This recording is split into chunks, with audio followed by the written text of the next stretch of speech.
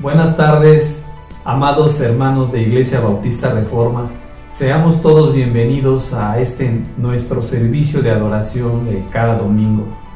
Primeramente, dando gracias al Señor por todas las bendiciones que hemos tenido durante esta semana. Algunos tal vez con pruebas, con dolor, pero aún así el Señor es bueno con nosotros.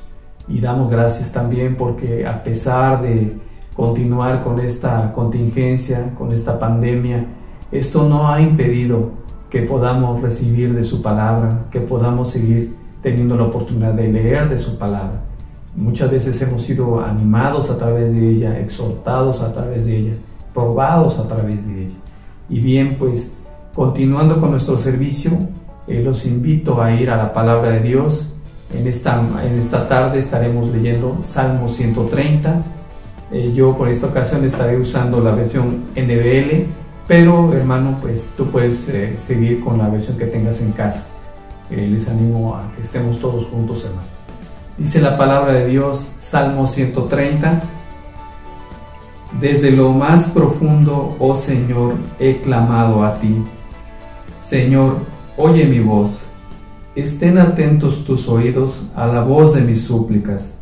Señor, si tú tuvieras en cuenta las inequidades, ¿quién, oh Señor, podrá permanecer? Pero en ti hay perdón para que seas temido. Espero en el Señor, en Él espera mi alma, y en su palabra tengo mi esperanza. Mi alma espera al Señor, más que los centinelas a la mañana. Sí, más que los centinelas a la mañana. Oh Israel, espera en el Señor, porque en el Señor hay misericordia, y en Él hay abundante redención. Él redimirá a Israel de todas sus iniquidades. Amén. Bien, hermanos, este salmo nos anima a seguir confiando en su palabra, que a pesar de las situaciones difíciles que pasemos, debemos de confiar en Él. Debemos de clamar a Él, como dice el Salmo, desde lo más profundo de nuestro corazón. Él nos conoce, Él sabe las necesidades que tenemos, Él sabe nuestro dolor. Así que, hermano, en esta mañana pues, te animo también a que oremos juntos por la predicación de este día. Vamos a poner este tiempo en sus manos, Señor. Te damos gracias, Señor, primeramente pidiéndote por las iglesias del mundo, por las iglesias de nuestro país, por nuestras iglesias locales, Señor, porque a pesar de esta pandemia y estas dificultades, Señor, tú permitas que tu palabra pueda ser expuesta el día de hoy. Te rogamos por nuestro pastor, Señor, bendícele, Señor, llénale de tu Santo Espíritu, permítele que él pueda hoy fielmente hablar tu mensaje a través de tu palabra, que hoy sea el alimento adecuado para tu iglesia, Señor. Te lo pedimos en el nombre de tu Hijo Jesús. Amén, Señor.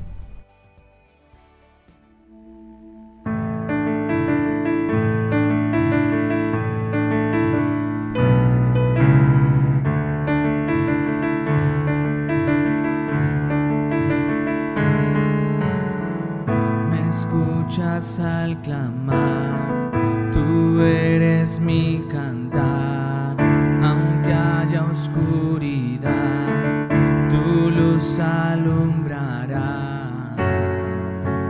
¿De quién temeré? Venciste la maldad, me das libertad, mi escudo al caminar, aunque haya adversidad. ¿De quién temeré? Fuerte y poderoso, sé que conmigo estás, el Dios de los ejércitos, a mi lado siempre estás. Tú reinas por los siglos y me das tu amistad, el Dios de los ejércitos, siempre a mi lado está.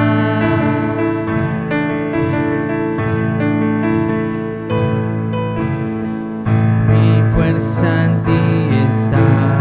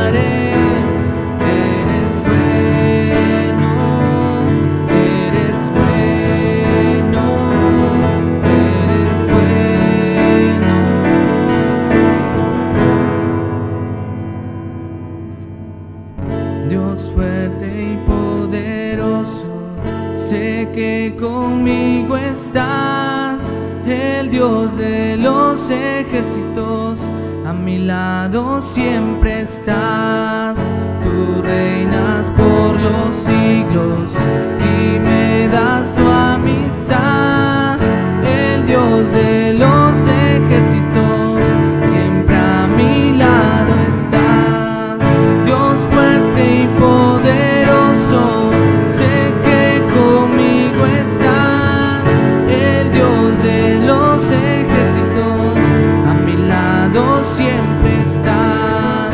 Tú reinas por los siglos y me das tu amistad, el Dios de los ejércitos, siempre a mi lado está. El Dios de los ejércitos, siempre a mi lado está.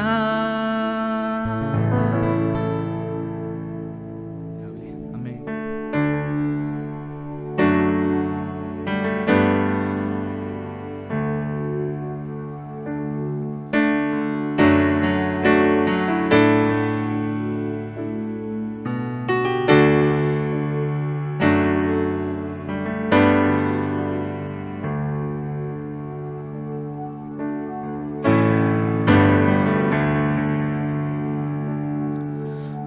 Gracia admirable, dulce es, que a mi pecador salvó.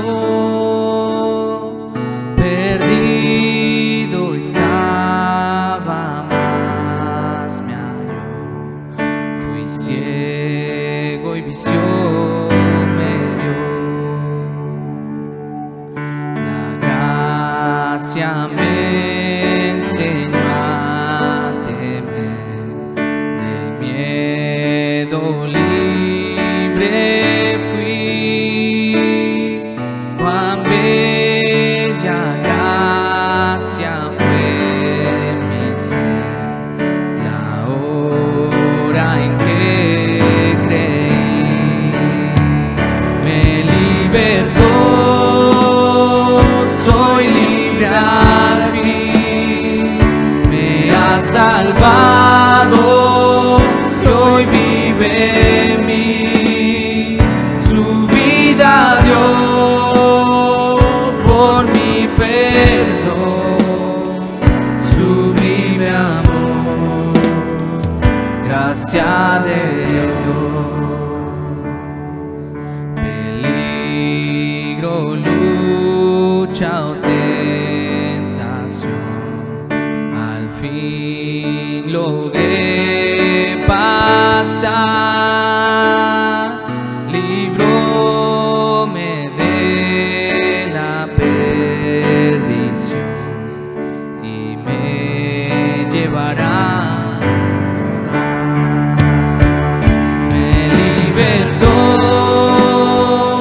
soy libre al fin, me ha salvado y hoy vive en mí. Su vida dio por mi perdón, sublime amor, gracia de Dios. Me libertó, soy libre al fin, me ha salvado y hoy vive en mí. Su vida dio por mi perdón, sublime amor, gracia de Dios. Después de años mil de estar allí, en luz como la del sol, podremos cantar por siempre allí la gloria del Señor. Me libertó, soy libre al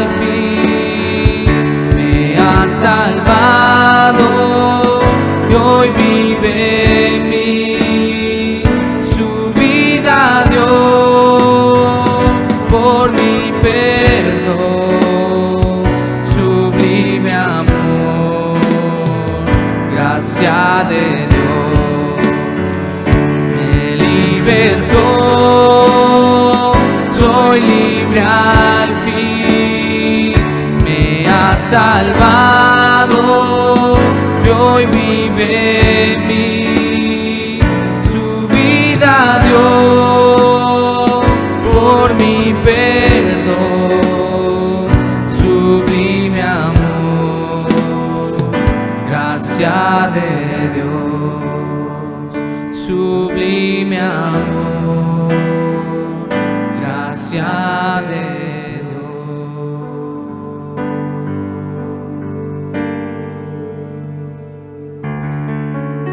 Amén, gloria a Dios.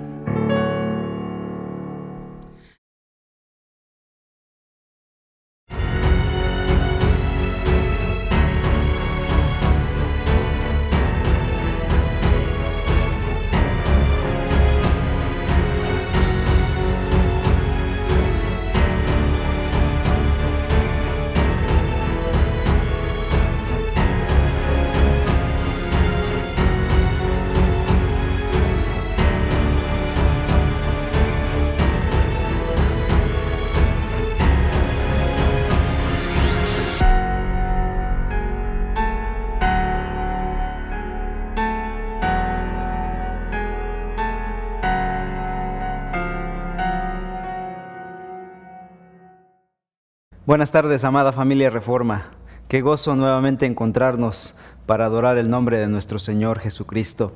Hemos estado estudiando la carta de Pablo a los Romanos, una carta maravillosa donde vemos la realidad del Evangelio. Y Pablo está permeado por las verdades maravillosas del Evangelio. Y ahora nos toca estudiar precisamente la sección donde Pablo comprime en 2 pequeños versículos toda la verdad del Evangelio, que pasará a explicar en el resto de la carta. Hoy estudiaremos Romanos 1, versículos 16 y 17, donde encontramos la tesis principal del apóstol Pablo de toda la epístola. Estas palabras de estos versículos resumen el Evangelio de Jesucristo, el cual procederá Pablo a explicar en el resto del escrito. Dice entonces así la Escritura. Romanos 1, 16 y 17.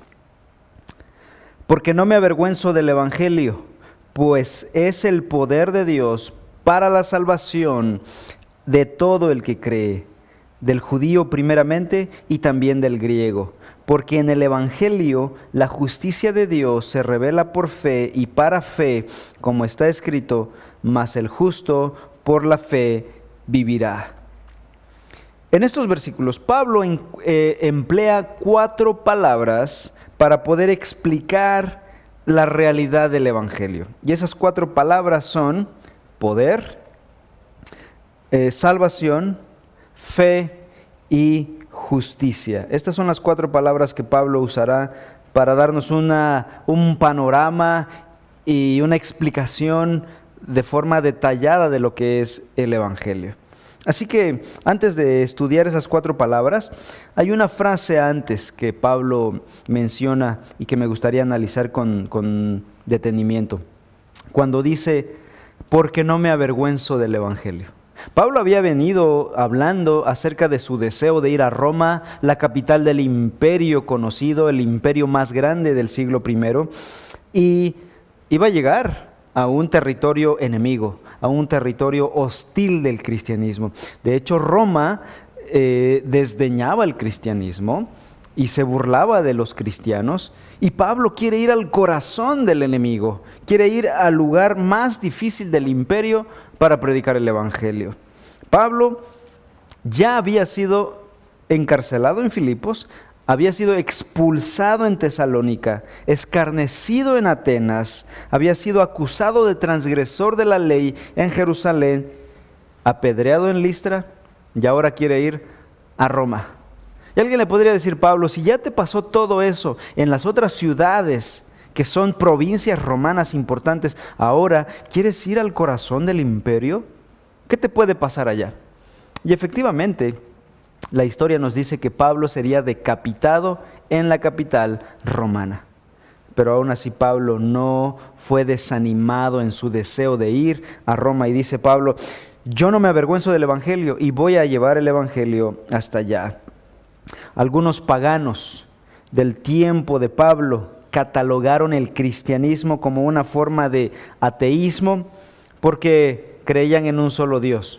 Los grecorromanos eran politeístas y entonces acusaban a los cristianos de ser ateos por no creer en sus dioses. Los ateos eran ellos porque no creían en el verdadero Dios. También eran acusados de canibalismo por comer la carne y la sangre de Cristo. Obviamente este era el lenguaje metafórico que usaban los cristianos, pero los griegos lo tomaron de forma literal y los acusaban de canibalismo. Y por eso el evangelio era rechazado y los cristianos eran acusados de ateísmo y de canibalismo y eran rechazados por el imperio. Y Pablo dice, aún con todo esto, yo continúo con mi anhelo de ir a Roma. Nada intimidó al apóstol Pablo, al contrario, estaba ansioso de ir y predicar el evangelio en la ciudad de Roma, la capital del imperio pagano. Él nunca desistió ante la oposición, nunca se descorazonó por las críticas y nunca por ninguna razón se sintió avergonzado del evangelio. Pablo dice aquí, no me avergüenzo del evangelio. ¿Habrá alguna razón para avergonzarse del evangelio? El avergonzarse del evangelio es un pecado serio, pero aún así, a lo largo de la historia del cristianismo, muchos cristianos se han avergonzado del evangelio y es una tentación para nosotros los cristianos hacerlo. La razón es que el evangelio no es atractivo para la sociedad. Al contrario, es intimidante para la sociedad. El evangelio resulta repulsivo ante el hombre sin Dios, amenaza la sensualidad malvada de los hombres. El evangelio saca a la luz el pecado y la depravación del hombre. Declara abominable el orgullo humano. Declara que la autojusticia de las personas es algo carente de valor ante la presencia de Dios. Obviamente, aquello que denuncia la corrupción de la sociedad le resulta repulsivo. Y cuando nosotros llegamos predicando el evangelio ante una sociedad que rechaza el evangelio, la tentación es avergonzarse del evangelio, avergonzarse de aquello que le resulta repulsivo a la sociedad. Y por eso muchas instituciones, muchos predicadores y muchos cristianos han rebajado el evangelio, de tal manera que no sea tan ofensivo para los hombres, que no sea tan agresivo para el hombre natural. Vamos a apapacharlos, vamos a hacer que el evangelio suene más agradable a los oídos de los seres humanos. Pero al diluirlo, estos hombres le quitan toda la eficacia al evangelio, como si diluyeras medicina la medicina de un moribundo. Así es diluir el evangelio. El falso evangelio de la prosperidad, por ejemplo, ¿han escuchado de este llamado evangelio de la prosperidad? Es popular. ¿Por qué? Porque no confronta al individuo con su pecado. Al contrario, lo invita a buscar los placeres del materialismo. Y obviamente este llamado evangelio, que no es nada evangelio, es bienvenido por la sociedad. Y muchos se alborotan y se aborazan a abrazar este evangelio. Pero ¿saben? Ese no es el evangelio de Jesucristo. Ese no es el evangelio de las Escrituras. Ese no es el evangelio que Dios diseñó para salvar a los hombres. Un escritor llamado Godfrey Wilson escribió lo siguiente: la impopularidad de un Cristo crucificado ha impulsado a muchos a presentar un mensaje que sea más apetecible para el gusto del incrédulo. Pero al despojarlo de la ofensa de la cruz, siempre se convierte en algo carente de eficacia. Un evangelio inofensivo también es un evangelio inoperante. De este modo, el cristianismo resulta más herido en la causa de los simpatizantes. De tal manera que el evangelio es vituperado por aquellos hombres que lo rebajan para acomodarlo al estándar humano. Pero el evangelio viene a romper todo paradigma humano.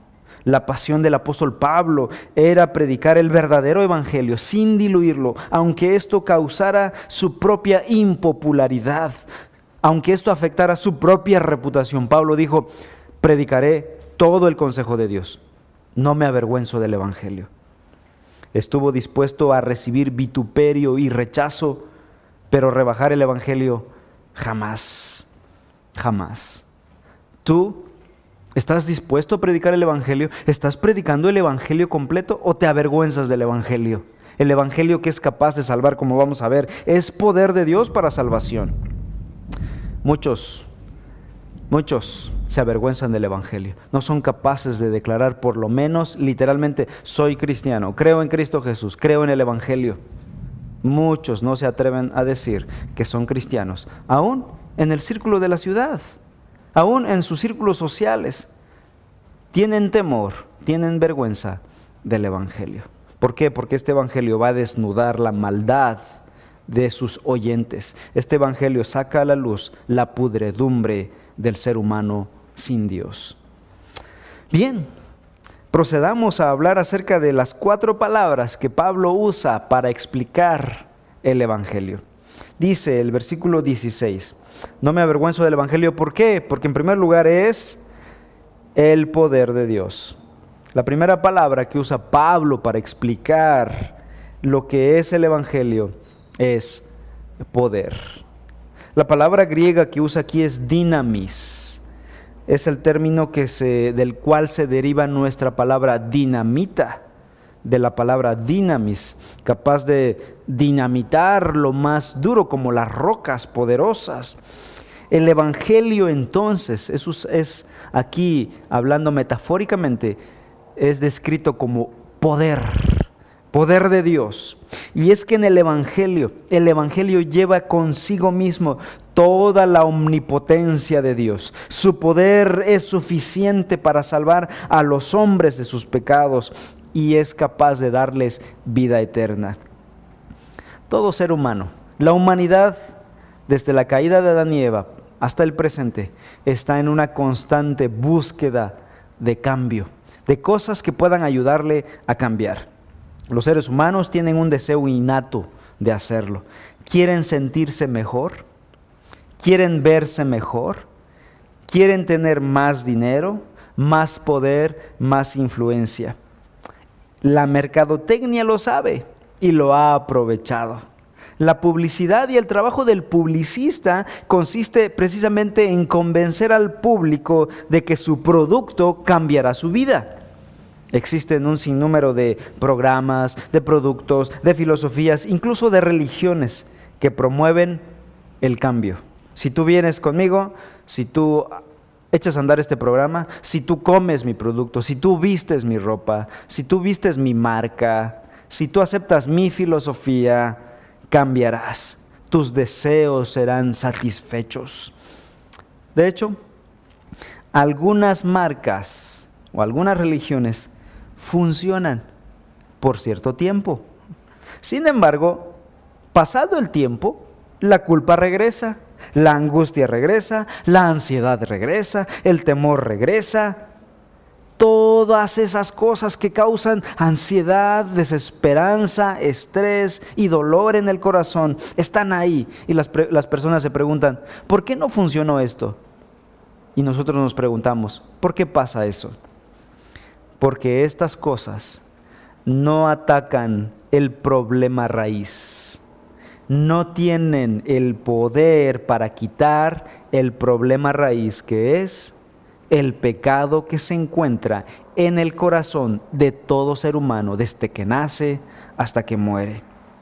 El pecado es el causante de la culpa, del temor, del orgullo, de la lujuria, de la perversión, de la insatisfacción, etcétera, etcétera.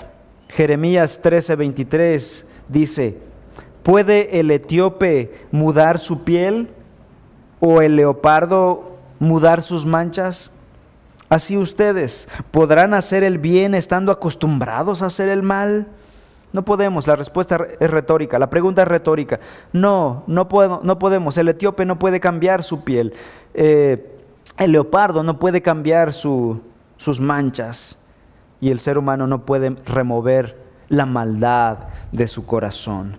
El hombre no tiene en sí mismo el poder para cambiar su propia condición caída. No tiene el poder para cambiar su propia naturaleza malvada. Los hombres no pueden ser cambiados, no pueden ser salvados, espiritualmente hablando, por buenas obras, por rituales o por cualquier otro medio humano. Necesitamos un poder foráneo que venga a nosotros y nos transforme, que venga de fuera y nos alcance. Y así es. Aquí Pablo dice que ese poder se encuentra en el Evangelio. Y es que únicamente el poder de Dios tiene la capacidad para transformar nuestra naturaleza pecadora e infundirle vida espiritual. Pablo lo dijo también en 1 Corintios 1, 23 al 25 de esta manera. 1 Corintios 1, 23 al 25. Entonces, cuando predicamos que Cristo fue crucificado, los judíos se ofenden y los gentiles dicen que son puras tonterías. Sin embargo, para los que Dios llamó a salvación, tanto judíos como gentiles, Cristo es el poder de Dios y la sabiduría de Dios. Ese plan ridículo de Dios es más sabio que el más sabio de los planes humanos, y la debilidad de Dios es más fuerte que la mayor fuerza humana. Lo irónico, dice Pablo aquí, lo irónico es que lo que para el mundo es ridículo, el Evangelio, resulta ser el poder único que puede salvar a la sociedad, a la humanidad. Lo que los hombres dicen que es tonto, es ridículo, es estúpido, en realidad resulta ser la única solución para el problema humano, el Evangelio de Cristo Jesús. La humanidad desdeña el Evangelio. La sociedad se burla del Evangelio. Queremos, en este presente actual, queremos una sociedad sin Evangelio, sin palabra de Dios, sin que siquiera se mencione la palabra Dios. Pero he ahí el poder de Dios para rescatarnos. Y esto no es nuevo. Este problema no es nuevo. Desde la antigüedad, los romanos ridiculizaban al cristianismo, porque confesaban a un Dios que se hizo hombre para identificarse con los hombres y ayudarlos en sus necesidades. ¿Por qué razón? Porque sus dioses paganos, míticos, eran indiferentes y eran alejados, eran dioses mitológicos que no se ocupaban del bienestar de los hombres. Así que la idea de un Dios que se interesa y que redime hasta el punto de sacrificarse era algo incomprensible para los grecorromanos. Ellos pensaban que el cristianismo era solo para gente ignorante, era demasiado bueno para ser verdad. Que lo crean los indoctos, decían ellos. Pero Pablo no quiso entrar en controversia con ellos. Pablo no quiso discutir con los grecorromanos a nivel puramente intelectual. Y así que simplemente, más que lanzar argumentos para convencerlos intelectualmente, simplemente les predicó el Evangelio y punto. Vean lo que dice 1 Corintios capítulo 2, versículos 1 y 2. 1 Corintios 2, 1 y 2. Por eso, cuando fui a ustedes, les dice Pablo, hermanos, proclamándoles el testimonio de Dios, no fui con superioridad de palabra o de sabiduría, porque nada me propuse saber entre ustedes, excepto a Jesucristo y a este crucificado. No fui para tratar de convencerles, de decir que su filosofía no es cierta, que el Evangelio es más inteligente que la filosofía. Pablo dijo, no lo hice. Pude haberlo hecho, pero no lo hice. Me dediqué a predicar a Cristo crucificado, a predicar el Evangelio, solo Evangelio. Y este fue poderoso para salvar a muchos de entre ustedes. Más adelante, en el capítulo 4 de la misma carta, 4, 19 y 20, Pablo dice, pero iré a verlos pronto, si el Señor quiere, y conoceré no las palabras de los arrogantes, sino el poder que tienen, porque han creído el Evangelio. porque el reino de Dios no consiste en palabras, sino en poder que se encuentra en el Evangelio. Hablemos un poquito de este poder de Dios, este poder del que se describe en la Biblia. La Biblia da testimonio amplio, muchas veces habla del poder de Dios. Por ejemplo, se dice del poder creador. Jeremías 10:12. Él es el que hizo la tierra con su poder, el que estableció el mundo con su sabiduría y con su inteligencia extendió los cielos. ¿Quién hizo todo esto visible? Dios por medio de su poder. Habla del poder de Dios como algo glorioso. Éxodo 15:6. Tu diestra, oh Señor, es majestuosa en poder. Habla de la gloria, de la majestuosidad del poder de Dios. Describe el poder de Dios como algo irresistible. Deuteronomio 32:39. Dice: vean ahora que yo soy el Señor, y fuera de mí no hay Dios. Yo hago morir y hago vivir, yo hiero y yo sano, y no hay quien puede librar de mi mano. Es irresistible. También se describe como un poder eterno en Isaías 26:4, donde dice: confía en el Señor para siempre, porque en Dios el Señor tenemos una roca eterna. También se describe como un poder soberano. Romanos 9:21 dice: ¿o no tiene el alfarero derecho sobre el barro de hacer de la misma masa un vaso para uso honorable y otro para uso ordinario? Por lo tanto, ante este gran poder, la Escritura nos llama a nosotros en el Salmo 33 a lo siguiente, versículos 8 y 9. Salmo 33, 8 y 9. Tema al Señor toda la tierra, tiemblen en su presencia todos los habitantes del mundo, porque Él habló y fue hecho. Él mandó y todo se confirmó. Dios es poderoso. Es un poder infinito, eterno, majestuoso, irresistible, glorioso. ¿Y saben qué? Dice Pablo, todo ese poder de Dios se encuentra comprimido en la verdad del Evangelio. Y ese evangelio puede ser, o ese poder puede ser activado para afectarnos positivamente y transformar, revolucionar nuestras historias, nuestras propias vidas. Poder, pero no poder huracanado, no poder espectacular, visible. Ese poder se encuentra de forma silenciosa, pero efectiva en el evangelio. Poder invisible al ojo humano, pero real en el corazón de las personas. Quisiéramos ver que el evangelio revoloteara e hiciera espectaculares cosas visibles, que sintiéramos sensaciones espectaculares para decir, sí, aquí está el evangelio.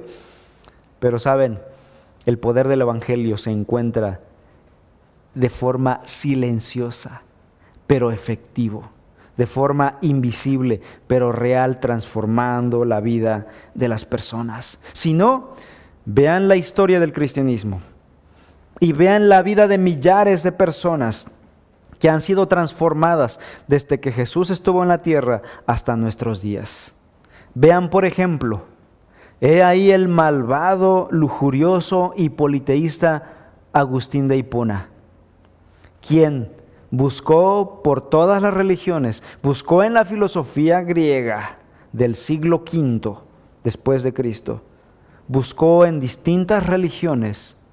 Él fue maniqueo, una religión muy popular del tiempo de Agustín, pero nada satisfizo su vida, nada trajo paz, seguridad y verdadera transformación a su vida, hasta que un día escuchó la predicación del Evangelio por el predicador Ambrosio de Milán, y en esa ocasión fue quebrantado, fue traído a los pies de Cristo y se convirtió en el teólogo más grande de la historia después de Pablo y antes de Calvino.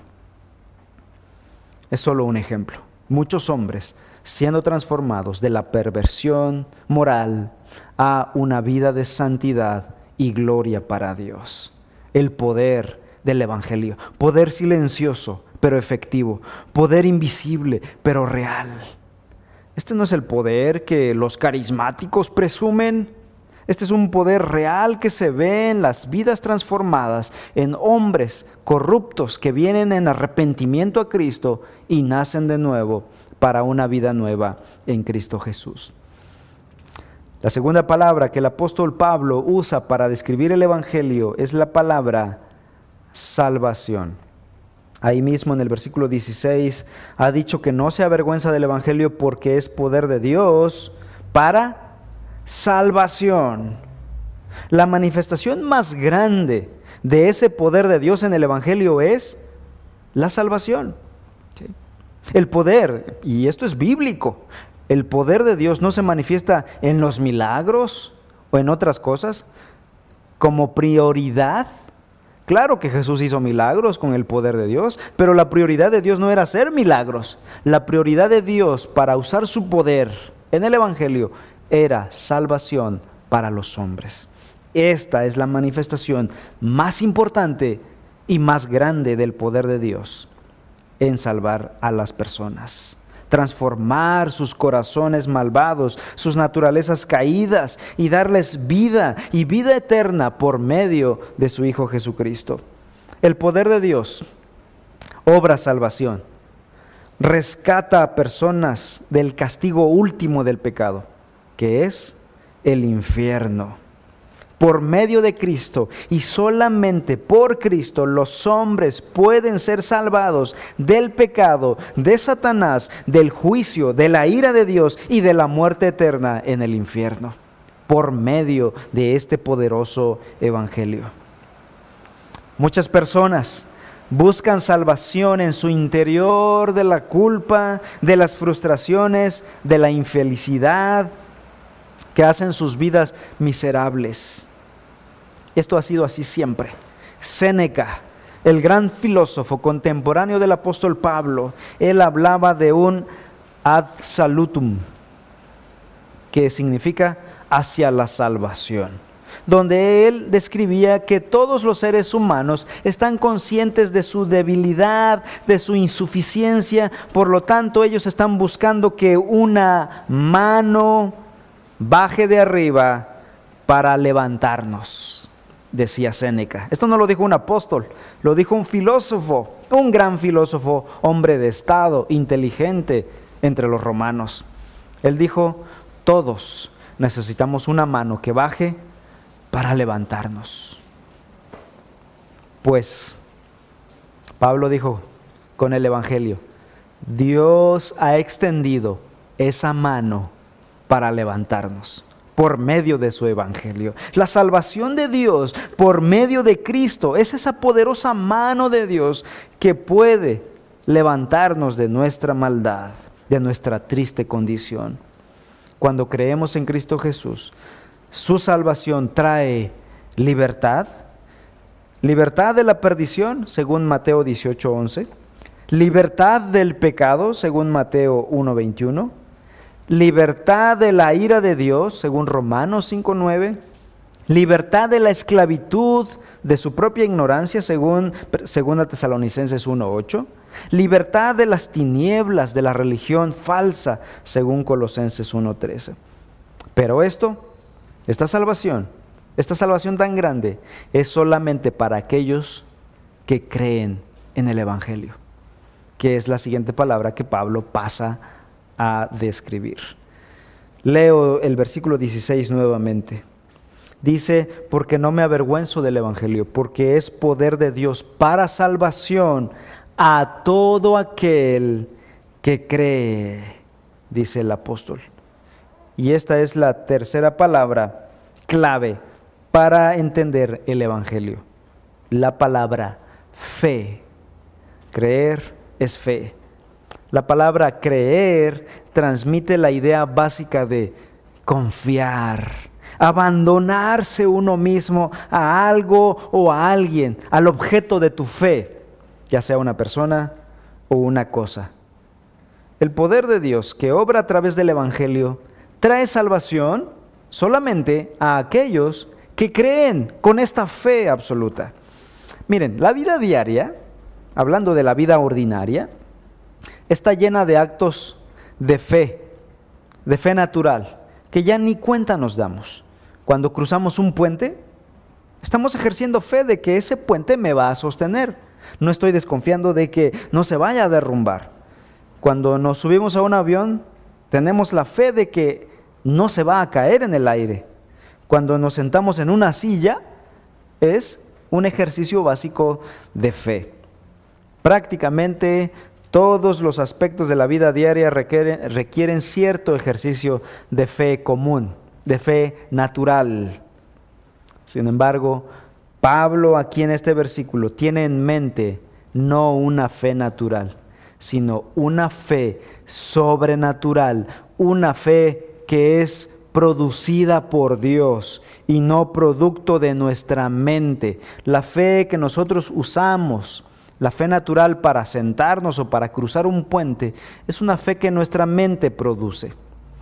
Pero la fe que necesitamos para creer en Cristo, para confiar en la persona de Cristo, es una fe que no podemos producir nosotros en nuestra mente y en nuestro corazón. Aunque cierres los ojos y te esfuerces y digas, creo, un ejercicio mental. No, tiene que ser Dios el que te regale esa fe. Vean lo que dice Efesios capítulo 2. Efesios 2, 8. Porque por gracia ustedes han sido salvados por medio de la fe, esta fe salvífica. Y dice Pablo, pero esa fe no procede de ustedes, sino que es regalo de Dios. Así que esa fe que nosotros depositamos en Cristo Jesús cuando fuimos salvos fue algo que Dios nos regaló. Así que las personas que no creen en Dios es porque aún Dios no les ha dado esa fe sobrenatural, la fe salvífica, la fe que confía en Cristo Jesús como el Señor y Salvador de sus vidas. Esta fe nos llama a venir a Dios tal y como estamos, tal y como somos. Dios no pide a los hombres que primero se reformen y después vengan ante Él. No, Dios pide que vengan a Cristo y crean en su Hijo solamente. He escuchado a muchas personas decir, primero voy a componer mi vida y después voy a buscar a Dios. Recuerdo a un alcohólico hace varios años que me dijo, mira, primero voy a dejar el vicio y luego buscaré a Dios. Esto es como decir, como si un enfermo dijera, voy a curarme y después voy a buscar al médico. Esto es contraproducente. Cristo es la cura para la enfermedad más grave y más letal que aqueja al hombre. ¿Cuál es nuestra enfermedad más letal? El pecado. El pecado es la corrupción moral que hay en el corazón de todos los seres humanos, que ha pasado de generación en generación, desde nuestro padre Adán. Dice Romanos capítulo 5, versículo 12. El pecado entró en el mundo por medio de un hombre. En el versículo 14 dice que ese hombre es Adán. Y por medio del pecado entró la muerte. Así también la muerte se extendió a todos los hombres porque todos pecaron. El contagio de la naturaleza caída, el contagio de esta enfermedad letal, el pecado. Estamos en medio de otra pandemia mucho más letal que esta del virus. Y es la pandemia del pecado. Y esta pandemia es 100% mortal y mata al 100% de las personas. Y no solo es una muerte temporal, es una muerte eterna en el infierno sufriente. Pero Dios tuvo misericordia de los hombres quienes sufrían a causa de esta pandemia global y Él mismo nos envió el antídoto, Él mismo puso la cura. Romanos, el mismo pasaje, capítulo 5, versículo 17 al 18 dice, porque si por la transgresión de un hombre, ya dijimos que es Adán, por este reinó la muerte, mucho más reinarán en vida por medio de un hombre, Jesucristo, los que reciben la abundancia de la gracia y del don de la justicia. Así pues, tal como por una transgresión resultó la condenación de todos los hombres, así también por un acto de justicia resultó la justificación de vida para todos los hombres. ¿Quién es el antídoto? Cristo Jesús. Él es la solución perfecta para el problema del pecado. Dios envió a su Hijo al mundo para tomar nuestra naturaleza humana, tomó nuestro lugar, tomó nuestro pecado y sufrió las consecuencias de ese pecado, sufrió el castigo de ese pecado en nuestro lugar y murió en la cruz del Calvario. Segunda de Corintios 5:21 dice: al que no conoció pecado, es decir, Cristo, lo hizo pecado por nosotros, para que nosotros fuéramos hechos justicia de Dios en Él. Así que Cristo es la medicina, Cristo es la solución, Cristo es el Salvador. Los esfuerzos del hombre por llevar una conducta recta que agraden a Dios nunca llegan a la medida de perfección que Dios existe. Aún el hombre más santo moralmente que haya en este mundo no podrá llegar a la medida perfecta que Dios exige. Por lo tanto, ningún hombre puede salvarse a sí mismo por su propio esfuerzo, por sus propias buenas obras. Es totalmente imposible. Obviamente las buenas obras tienen su lugar. Un creyente que ha nacido de nuevo, que ha sido salvo, ahora va a buscar hacer buenas obras, pero ya no para buscar salvación, porque la salvación ya la recibió gratuitamente al creer en Cristo Jesús. Ahora él buscará hacer buenas obras para agradar, para glorificar a Dios y para servir a sus hermanos. Dice el versículo 16, porque no me avergüenzo de este evangelio, pues es el poder de Dios para salvación a todo el que cree. La vida eterna se obtiene cuando depositamos nuestra fe de corazón en Jesucristo. La salvación no es una mera profesión verbal de que soy cristiano, tampoco porque fui bautizado o porque tengo una buena conducta moral, porque yo soy buena persona, porque doy mi dinero a los pobres, porque soy altruista o porque tomo los sacramentos de la iglesia, etcétera, etcétera. Nada de ello satisface los altos estándares de Dios. Y esto es sentido común. Creo que los estándares de Dios son mucho más grandes que nuestras buenas obras. Así que nada puede satisfacer los altos estándares de Dios. Así que la salvación de Dios es un regalo de Dios cuando creemos en Jesucristo como Señor y Salvador.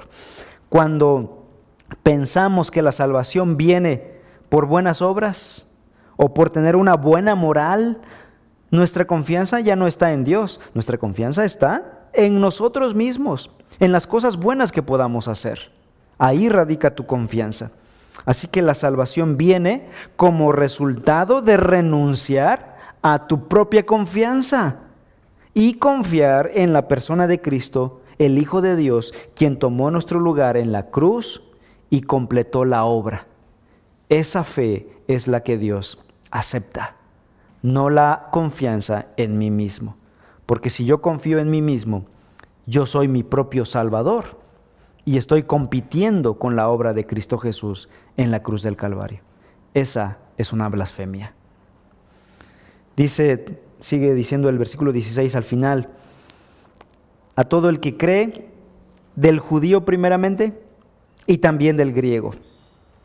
Lo que Pablo está diciendo aquí es que la salvación no tiene fronteras geográficas, raciales o étnicas, sino que es dada a todo aquel que cree, sea judío, sea griego, sea bárbaro, sea escita, sea blanco, moreno, de todos los colores y de todas las tribus, lenguas, pueblos y naciones. Y dice que fue al judío primeramente porque Jesús vino a los judíos y ahí empezó cronológicamente el Evangelio, y a partir de ahí a todas las naciones. El Evangelio fue predicado a partir de Jerusalén, de Judea, Samaria y hasta lo último de la tierra. Todos los que creen pueden ser salvados, pero únicamente los que creen con corazón genuino, viniendo a Cristo en arrepentimiento de sus pecados y en fe genuina en Cristo Jesús. Y la cuarta palabra que el apóstol Pablo usa para describir el Evangelio se encuentra en el versículo 17, Romanos 1:17, y es la palabra justicia. Dice así el pasaje: porque en el Evangelio la justicia de Dios se revela por fe y para fe, como está escrito, mas el justo por la fe vivirá. La palabra justicia es empleada más de 35 veces solo en esta carta de Romanos. Eso significa que esta palabra es muy importante para entender el Evangelio. Es una palabra clave para entender la teología de Pablo en la carta a los Romanos.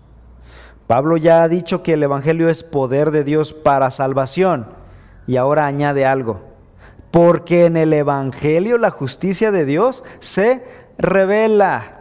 Así que Pablo está conectando el versículo 16 con el 17, la palabra poder con justicia. Estas dos palabras están conectadas. Yo podría preguntar, ¿por qué razón el Evangelio es poder de Dios para salvar a los hombres? La respuesta sería, porque únicamente en el Evangelio se revela la justicia de Dios. Así que es la justicia de Dios el poder del Evangelio. Porque el Evangelio contiene la justicia de Dios, por eso es que es poderoso para salvar a las personas. Ahora, este término justicia es un poquito difícil de asimilar, aun cuando sea parte de nuestro lenguaje y aun cuando sea parte de nuestro derecho civil. Es compleja la palabra, es parte de un término abstracto. Pero hablemos un poquito acerca de la justicia de Dios. ¿Qué es la justicia de Dios? La justicia de Dios es la rectitud perfecta de Dios. No hay una sola mancha moral en Dios, un solo pecado, una sola falla en Dios. Él es perfecto. Él es el estándar, por lo tanto, de todos los seres humanos. Todos nosotros somos medidos con la vara de medir de Dios. Y todo aquel que quiera acercarse a Dios debe ser igualmente perfecto que Dios. Y todos los hombres que sean imperfectos delante de Dios irán al infierno.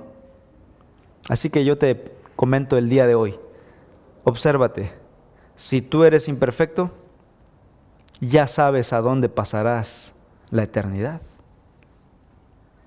Este fue el temor que invadió a Martín Lutero, el temor que llenó el corazón de Agustín, el terror que yo mismo personalmente sufría en mis noches sin Dios, cuando yo estaba consciente de que yo era imperfecto delante de Dios. Sabía que mi eternidad la pasaría en el infierno, alejado de Dios. Yo sabía que no era perfecto, que no era justo y que iba a una separación eterna sin Dios. Y preguntaba, ¿cómo me hago perfecto? Igual que Martín Lutero, igual que todos los hombres, ¿cómo me hago perfecto para estar bien con Dios? Esta es la pregunta del millón, creo yo. Todos, de una o de otra manera, se han preguntado lo mismo. La humanidad se la ha preguntado toda su historia. Ha intentado de todo solo para fracasar.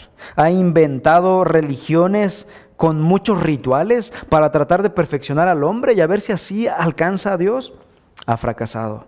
Ha inventado filosofías con muchas ideologías para tratar de enderezar al hombre y así ser perfeccionado. Ha fracasado. Ha inventado el ateísmo para por lo menos asesinar la idea de Dios. Ha fracasado. Ha fracasado.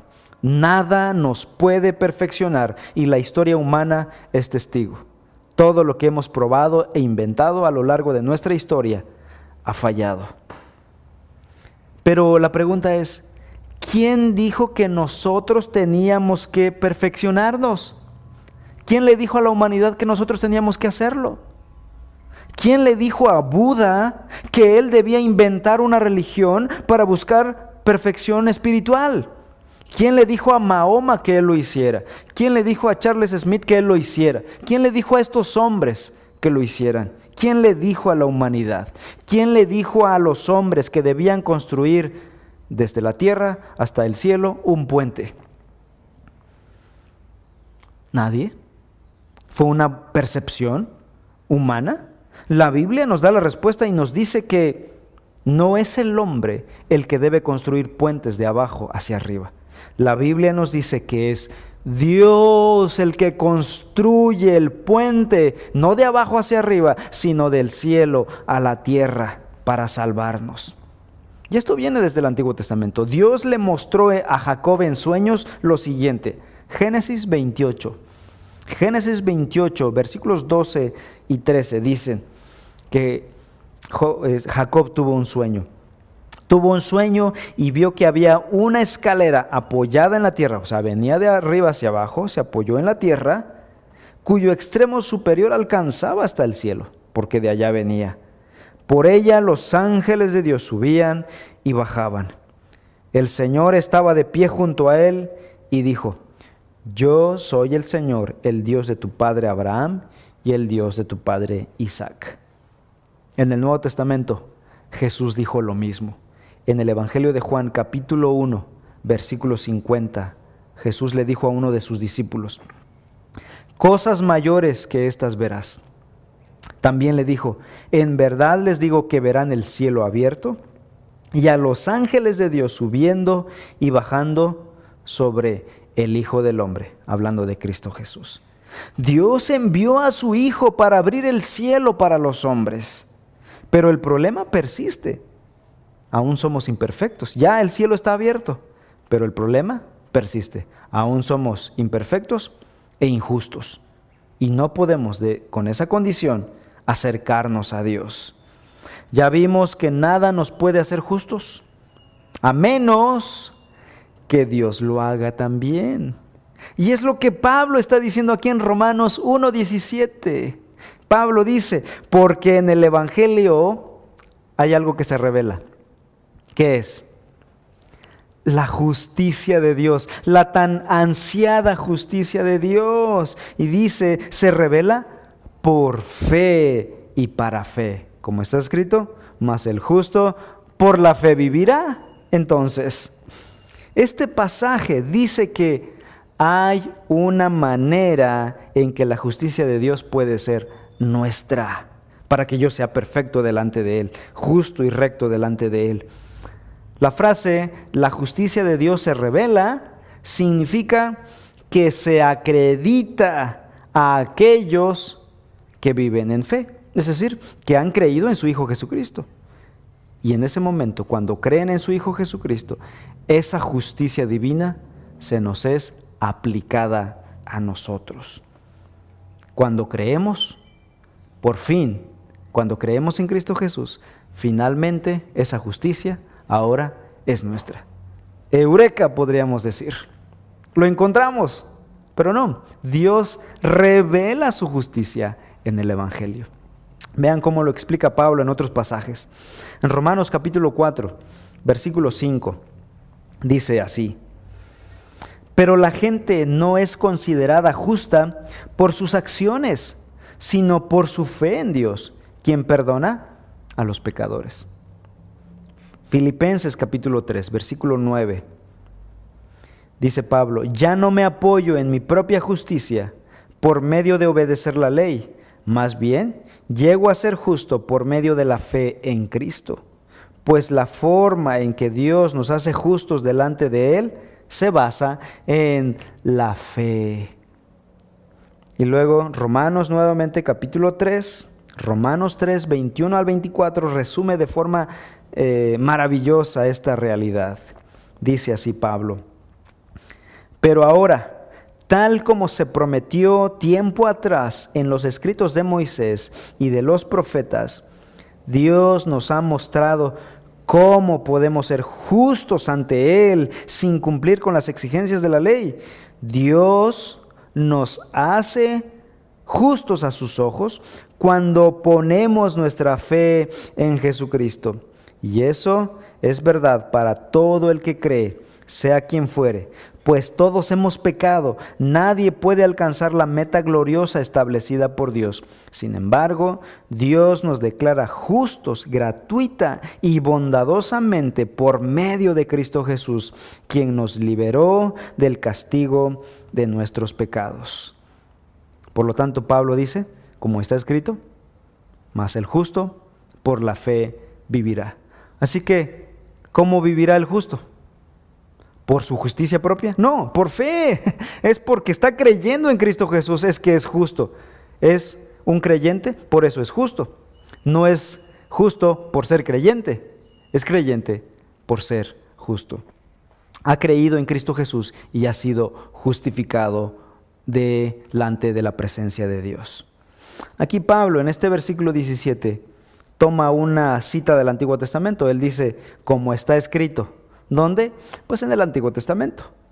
Y cita el libro de Habacuc, capítulo 2, versículo 4, donde dice, así es el orgulloso, en él su alma no es recta, mas el justo por su fe vivirá. ¿Por qué Pablo cita el Antiguo Testamento y toma este pasaje y lo inserta en su texto? Porque Pablo quiere mostrar que el plan de Dios de salvar por medio de la fe ha sido siempre el plan de Dios desde el Antiguo Testamento. No es un plan nuevo en el Nuevo Testamento. De hecho, el mismo Abraham, el padre de los israelitas, fue salvo por medio de su fe. Es lo que dice Romanos capítulo 4, versículo 3. Dice, pues las Escrituras nos dicen, Abraham le creyó a Dios y Dios lo consideró justo debido a su fe. Es eso exactamente lo que le ocurre a cada persona ordinaria que cree genuinamente en Cristo Jesús. También su fe en Cristo le es contada por justicia. Es declarado justo delante de Dios. Así que no depende de nuestras obras, no depende de nuestra autojusticia, sino depende de la justicia de Cristo Jesús. Nosotros nos apropiamos de esa justicia que está en el Evangelio por medio de la fe. Salvación por medio de la fe en Cristo Jesús, porque estamos confiando en la obra consumada de Cristo Jesús en la cruz, quien ya pagó toda nuestra maldad. Conclusión. ¿Cómo habla una persona que ha experimentado esta justificación? Que ha creído en Cristo y sintió que la justicia de Dios venía hacia él. Bueno, veamos a un hermano, a un creyente que fue justificado por la fe, el apóstol Pablo. Él dice en Filipenses capítulo 3, versículo 8, lo siguiente. Así es, todo lo demás no vale nada cuando se le compara con el infinito valor de conocer a Cristo Jesús, mi Señor. Por amor a Él he desechado todo lo demás y lo he considerado basura a fin de ganar a Cristo. Cristo se vuelve el tesoro de esa persona. Cristo se vuelve nuestro tesoro porque Él es nuestro Salvador, el que nos justifica delante del Padre Celestial. Si estás en Cristo, ahora ya puedes acercarte delante de Dios, al justo, porque en la justicia de Cristo todos somos justos por la obra de Cristo Jesús. Gloria a Dios. Oremos. Padre Celestial, gracias por este glorioso Evangelio, porque en el Evangelio la justicia tuya se revela en Cristo Jesús. Y cuando creemos en tu Hijo, esa justicia se nos aplica a nosotros. Y ahora podemos estar delante de tu presencia. Ahora tenemos paz para contigo porque hemos sido reconciliados contigo. Y tenemos paz porque ya no hay condenación sobre nosotros. Hay paz eterna, hay gozo perpetuo. Gracias, Padre Celestial. Tu palabra dice que justificados pues por la fe, tenemos paz para contigo y ya no hay más condenación para los que estamos en Cristo Jesús. Gracias por el maravilloso evangelio. Sigue salvando a muchos, sigue trayendo a muchas personas a la fe, Señor. Te lo rogamos, es una obra que solo tú puedes hacer. En el nombre de Cristo Jesús. Amén.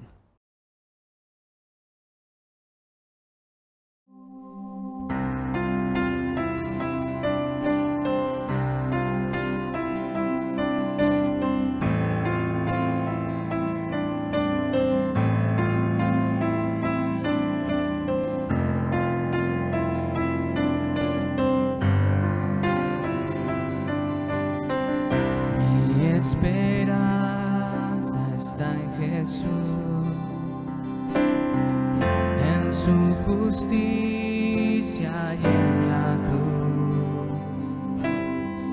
De nadie más dependeré,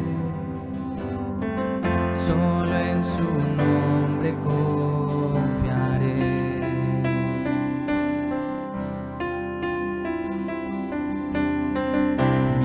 Esperanza está en Jesús, en su justicia y en la cruz. De nadie más dependeré, solo en su nombre confiaré.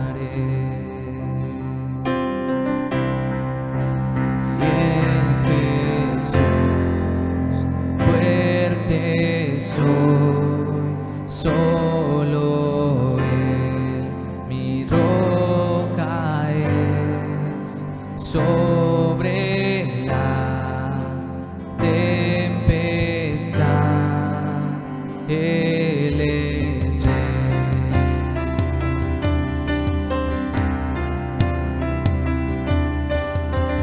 Cuando no puedo ver su faz, sé que su gracia sigue igual.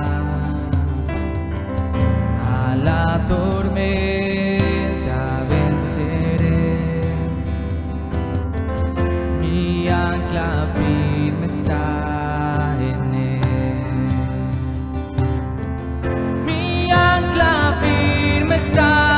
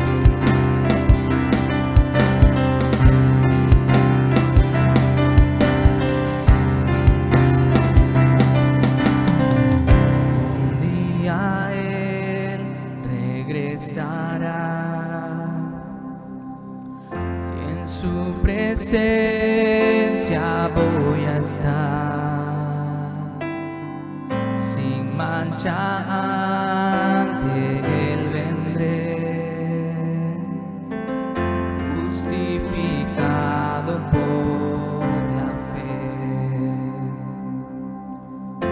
justificado por la fe.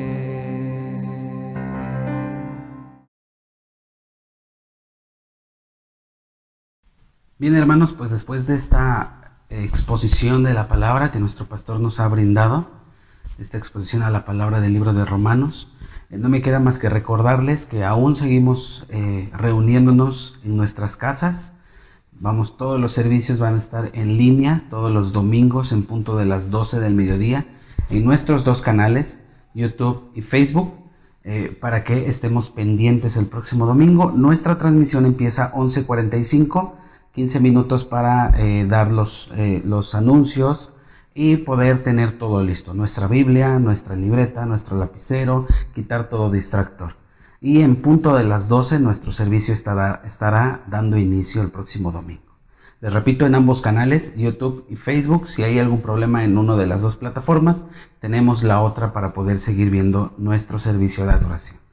Estas semanas, hermanos, toca la reunión en Facebook, en el grupo para el GP básico. Es el día miércoles a las 6:30 de la tarde. A todos ustedes que se reunían en el GP San Dimas, y para nuestros nuevos miembros se ha creado este GP básico para estudiar la enseñanza de fundamentos de la fe. Es un curso que realmente les recomiendo. Son nuestros principios básicos dentro de nuestra vida cristiana y fundamentos de nuestra fe. Les invito a que no se lo pierdan este miércoles a las 6:30 por Facebook. Y los niños están siguiendo con sus clases. Nuestras maestras de Reforma Kids están enviando las clases a través de un grupo de WhatsApp que se ha creado específicamente para todas las mamás o papás que somos parte de esta iglesia, de nuestra iglesia Reforma. Entonces, si por alguna razón te has salido del grupo o no te han llegado, puedes comunicarte con nosotros para que se te hagan enviar las clases todos los domingos y puedas tú enseñarle a tus hijos pues los principios, y que ellos puedan crecer en el temor de nuestro Dios. Sin más, nuestro pastor tiene otros anuncios y recomendaciones que darles. Bien, pues seguimos con nuestro estudio de Romanos, y mi oración es que sea de bendición para cada creyente que atesora el Evangelio como su bendición más grande. Hemos sido declarados justos al creer en Cristo Jesús. Bien, también quiero anunciar una noticia muy triste, y es que la familia Antonio Jacome está en duelo. Ellos tuvieron una semana muy difícil debido al fallecimiento del papá, el señor Rufino Antonio San Juan. Él falleció esta semana pasada. Así que yo quiero animarles, mis queridos hermanos, como una familia, a que externemos nuestro amor, nuestro cariño, nuestro apoyo a la familia. Conocemos a nuestra hermana Susi, la esposa, animarla a ella. Conocemos a nuestra hermana Monse, la esposa de Mike Reyes, nuestro director de alabanza. También hemos conocido a Omar, y pues nuestro amor para cada uno de ustedes. Nuestra oración es que el Señor, con este evangelio maravilloso, pueda consolar sus corazones. Estamos orando por ustedes, y cualquier cosa que necesiten, si podemos apoyar en algo como iglesia, avísenos por favor. Bien, también quiero avisar que el próximo domingo tendremos a un predicador invitado, y será nuestro hermano Alberto Sandoval. Tenemos la bendición de contar con él en nuestra congregación como un líder encargado de varios ministerios, y también está en la predicación, y él estará predicando el próximo domingo. Y el domingo 26 tendremos a otro predicador invitado, así que por 2 semanas van a descansar de mí. El predicador invitado para el 26 de julio será el pastor Daniel Hernández. Él es pastor en la Iglesia Bautista Hispana Broadmoor, allá en la ciudad de Shreveport, Luisiana, y estará predicándonos ese domingo. Un amigo mío, fue mi profesor aquí en el centro educativo por varios años y pastor mío también una temporada. Así que será de mucha bendición escuchar también a este amado hermano. Bien, hermanos, sigamos cuidándonos. Estamos en una temporada muy difícil. Seamos responsables con nosotros, pero también con los demás. Y sin entrar en pánico, confiando en la buena mano del Señor. Pero hay un llamado a vivir en compromiso para con el Señor. Dios está tratando con la humanidad, pero también con su iglesia. Nos está llamando a salir del letargo espiritual, de la falta de compromiso con el Señor. Y también hay varios avisos, hay estudios. Yo te animo, si eres parte de un grupo de estudio bíblico, te animo a apartar esa hora para estudiar la Biblia con nosotros. Pues no me queda más que decir, vivamos en misión. Por tanto, ora, habla e invita a otros a conocer el Evangelio. Oremos.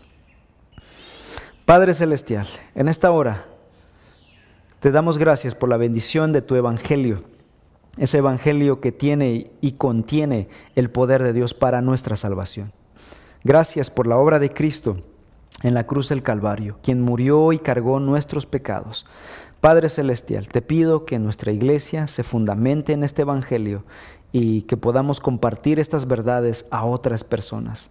El mundo necesita urgentemente la cura para su problema más grande, el pecado.